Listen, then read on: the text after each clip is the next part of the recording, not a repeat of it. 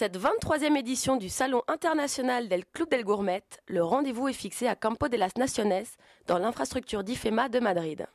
Plusieurs pays sont représentés, tels que l'Italie, la Hongrie, l'Espagne bien évidemment,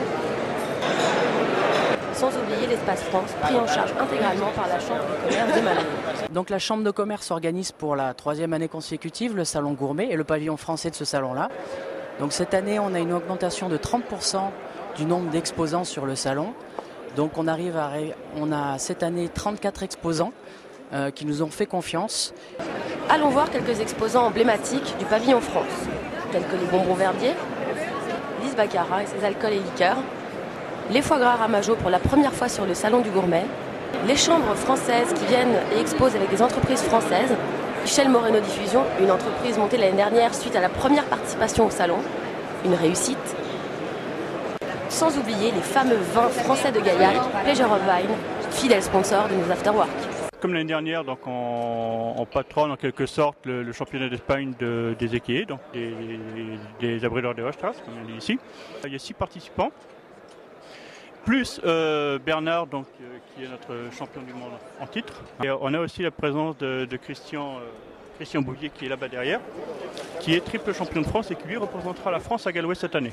Je suis détendu, très très détendu. Vous avez l'habitude? J'ai habitué des concours, oui. Je suis triple champion de France. J'ai fini second au championnat du monde l'année dernière en 2008. Je repars en septembre en 2009 pour essayer de passer premier. Très bien. Les 23e éditions du Salon del Gourmet de Madrid, premières impressions? On a encore de belles surprises, parce qu'on a une affluence qui est plus importante que l'année dernière, ça c'est clair. Mais par rapport à l'année dernière, on a aussi surtout des gens qui viennent nous voir. C'est-à-dire que ce n'est pas nous qui faisons la démarche de l'audience des gens, ce sont les gens qui viennent nous voir. C'est un succès, on a fait un très bon démarrage, voilà, je suis très content de l'organisation. Disons que ça va pas trop mal, je trouve déjà que c'est une très bonne idée d'avoir déménagé ici. C'est beaucoup plus pratique pour tout le monde et puis il y a plus d'espace, le parking est bien situé, enfin bon c'est plus convenient comme on dit. Sinon pour le business ça va, c'est pas mal, on a vu quelques clients qui sont déjà des clients habituels qui sont passés, donc c'est très bien quelque part qu'ils nous voient ici. Et puis on a eu également quelques prospects, des clients nouveaux, quoi. On est plutôt satisfait parce qu'on trouve que le pavillon français est plutôt bien placé. On est à mi-chemin entre le pavillon 12 et le pavillon 14, donc on a tout le flux des gens qui se baladent d'un pavillon à l'autre. Et en plus, il se trouve que nous, personnellement, on est bien dans l'axe des gens qui passent d'un pavillon à l'autre. Donc on est ravis de l'implantation que l'on a, ouais. On est très très contents.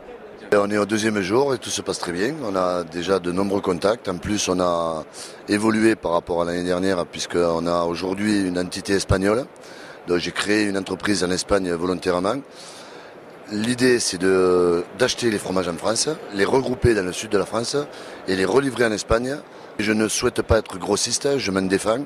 Je ne souhaite être que prestataire de services pour permettre à tout le marché espagnol d'obtenir les meilleurs prix sur les fromages français. Car l'Espagne, contrairement à ce que pensent beaucoup d'autres personnes, évolue et apprécie beaucoup nos fromages. Et on s'en rend compte en le faisant déguster. Donc c'est bien parti. C'est très bien parti.